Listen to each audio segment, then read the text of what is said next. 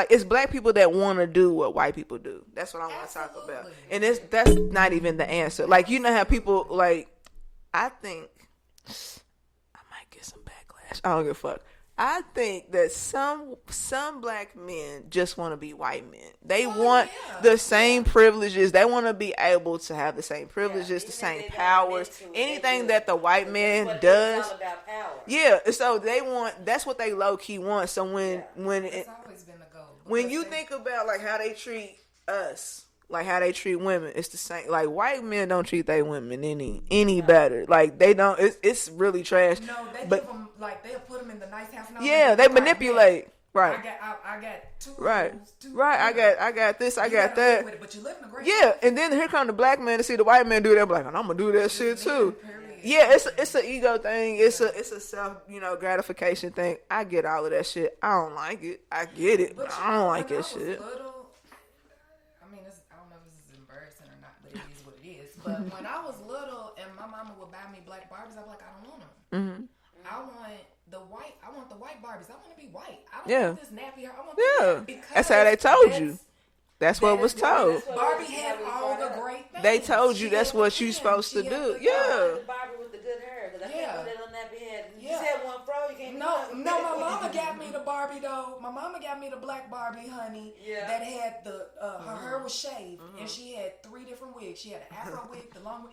So when I relived that in my adult life, honey, I did. Yeah, but I mean that's what we were seeing. And fly the fuck. But I did. But that's how my mama took that. She was like, "Oh, okay." I think we were all raised that way. Yeah. Like my mama. I mean, that's America. My mama didn't buy no white, no white Barbie dolls. I think Keisha probably had like one baby doll that was white. That's like in a picture that I remember. But I think that was like after that. Jack wasn't doing that shit. She was you need something that looks like you that you can identify with. Like, not to be like personal, but I think Keisha said it like on the last episode. But she like, I think my sister, the moment that my sister knew that she wanted to do hair is when she got a Kenya doll. Remember them? It was the little brown girl. She had the light hazel eyes. She had the hair.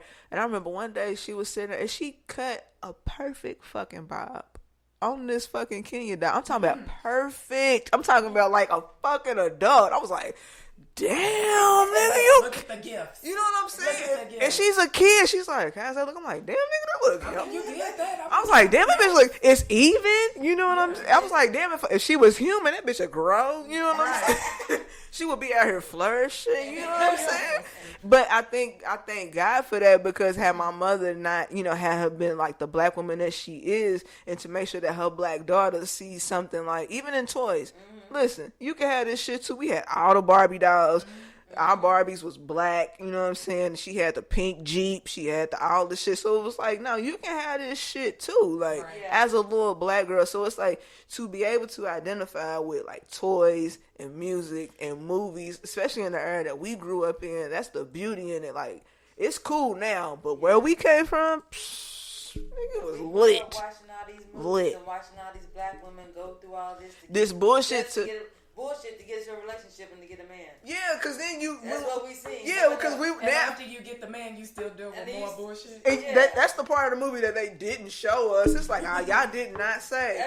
That's the part I never learned or understood. I was like, there's more, because I thought I was supposed to just bag this nigga.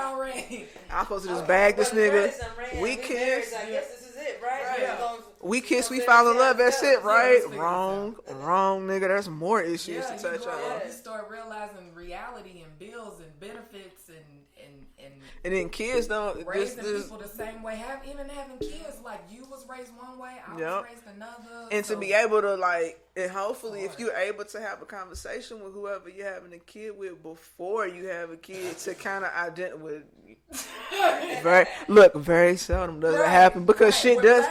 Because shit just happens. Yeah, because shit does happen, but I mean, and that's in people can. But that's in getting to know somebody. Like, if you ask the right questions, like, not to be intrusive or anything like that, but like, how are you? Like, what's your views on on this. You know what I'm saying? We learned them though, but at this point, live and learn. A lot of us had the kids already. Yeah. And then, you know what I'm saying? Then you realize, you're like, okay. It's deep. I didn't think this, but it wasn't never even all of it. Yeah. You know what I'm saying? So, like I said, in your 30s, we fixing all the things. We fixing all this shit.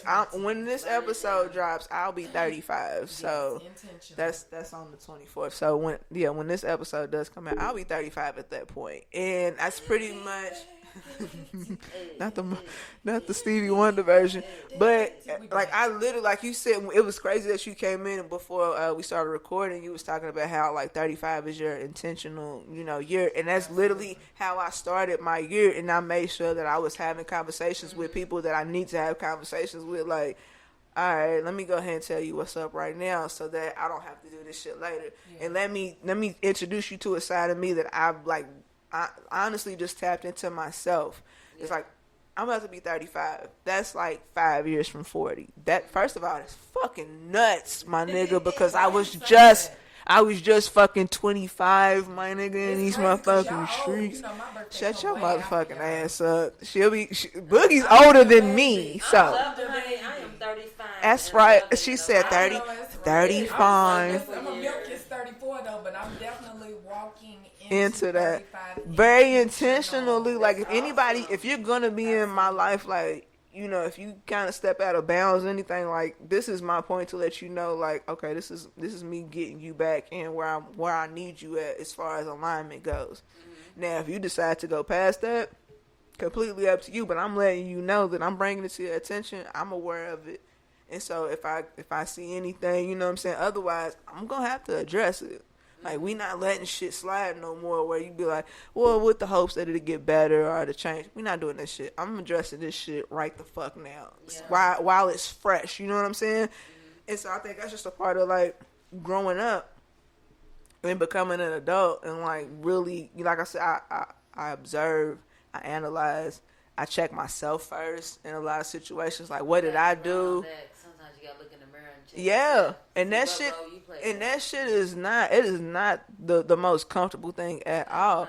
But you have to be honest with yourself that, like, my nigga, you are not always, like, on top of your shit. Sometimes you are the bad guy. But in knowing that, you get to change that shit so it doesn't become like a hindrance where now you just going in different people's lives and fucking it up. Like, you don't have to do that. So now you be like, you'll catch yourself, hopefully, if you're an evolved person, before you even, I don't want to go back down that old road. Like, for me, I can be very passive aggressive. And so I've realized in, like, a situation that I'm in, if I catch myself doing, I'm like, don't do that shit. Don't do that shit. We're gonna address we're gonna address this shit head on, because we gonna stop this, thinking the motherfuckers are mind reader, and we gonna, nigga, this is what the fuck it is. You know what I'm saying? You can deal with it and not deal with it, but that's what the fuck it is.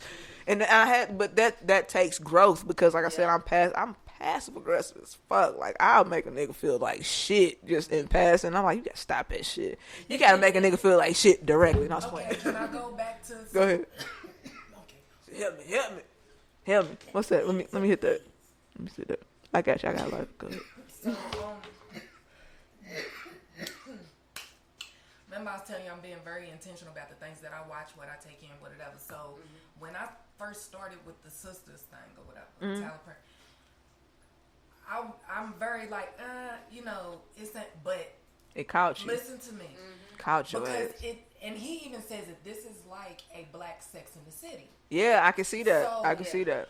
You can pick your characters out. You can pick yourself out like we did in Sex and the City, but with black women who's talking like we do. You know what I'm saying? So, who I pick myself? Am I telling on myself? No. Okay, whatever. It doesn't matter. You know me. You know. You know me. If you're only telling on yourself if you watch this TV show. No. So, because if people don't tap in, then I'm gonna break it down anyway. Yeah. But the character that I identified with the way that she handled situations was Karen, and Karen was a very strong woman who came from a very strong woman who don't take no stuff. Her mama, like when her mama come out early, like, okay. Is that the shit that works in the beauty salon? Yeah. Okay. So Karen, she ended up running into a guy who told her, because she had went through some stuff with her ex or whatever, and he wasn't doing what he's supposed to do. He was supposed to be growing as a man, and he was blaming the world, whatever. Well, she was trying to move on with her life, but he kept pulling her in or whatever. Mm-hmm. However, what's crazy is the way that she because she's like, I don't need you, I don't nothing. She's very strong about the way that she talks, mm-hmm. and she's very aggressive in the way mm-hmm. that she reacts to people. And she has a friend who understands it and be right there and is like, she's like, okay, girl, look, we ain't even gonna go here today because she knows her. You know what I'm saying?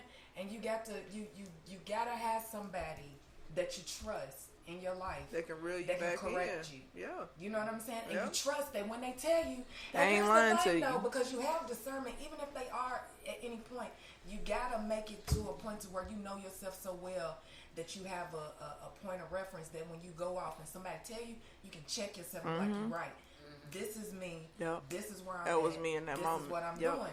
So in this moment, I was off. Mm-hmm. I was off, and I'm wrong for that. Not, you know what I'm saying? So, girl, we growing, honey. We walking up and through this. That's it. All intentional. That's it. It's taking time, and it's not easy. It's not. It's easy, not. But it's so beautiful though. But it's really beautiful because when you can look back and you realize that you're not who you used to be. I'm like, yeah, that's growth. Like you really surpassed like whatever, because you probably tell yourself like, I'm always gonna be this motherfucker. I'm always gonna be this motherfucker. And something come along and be like, no, you're not. But you're not that what? motherfucker. I had to learn, and I you know, even if it goes too deep in this moment, but with me, I was like, oh, you know, after I went through some stuff and got my stuff back together, I was like, oh, I'm her. I'm that girl. I'm that da-da-da. And then you get knocked back down. And then I realized it wasn't me that was doing all that. It was God that was doing all that. And I wasn't giving him none of the credit. Right. You ain't her. Right. So then it's now, us. Right. So now the beauty in it is looking back and seeing his footsteps. Yeah.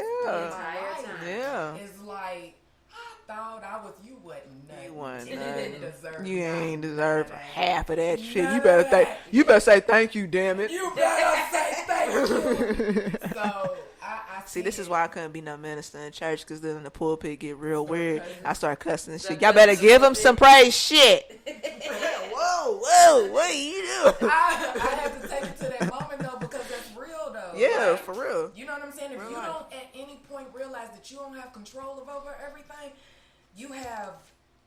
all you have control over is you in that moment. That's it. How you reacting to something in that moment, because if it doesn't pass, it doesn't happen. Yeah. And you don't know what's coming, so you can't sit here and predict the future. Exactly. So right now, in this moment, this is how, so that is being intentional. Mm-hmm.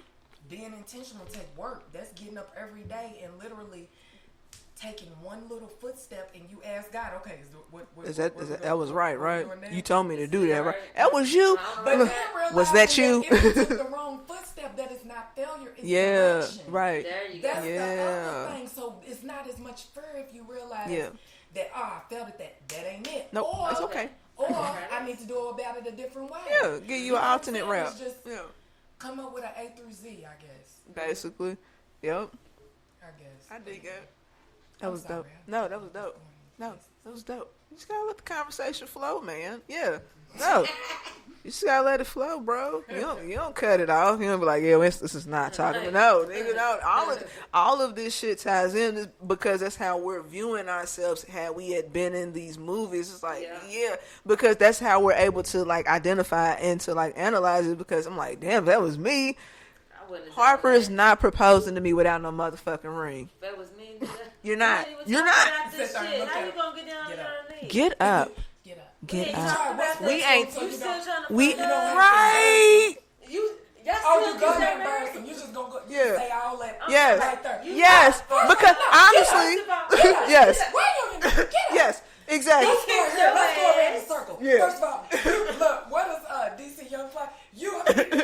I'm at you, nigga. Right. I'm at your motherfucking nigga. Right. Yeah. I'm coming for you first. Like, I'm just saying, like, if you're going to propose to somebody, you at least need to have a motherfucking ring you because have a plan, my brother. You at a wedding. You're at a wedding reception. Why That's the? completely selfish to propose to somebody else's wedding. If somebody would propose to my wedding, get your ugly ass Get the fuck out of here. I want This is my day. mine. What the fuck you doing on Do your you day? want to propose to her? Take that shit in the parking lot. Do not do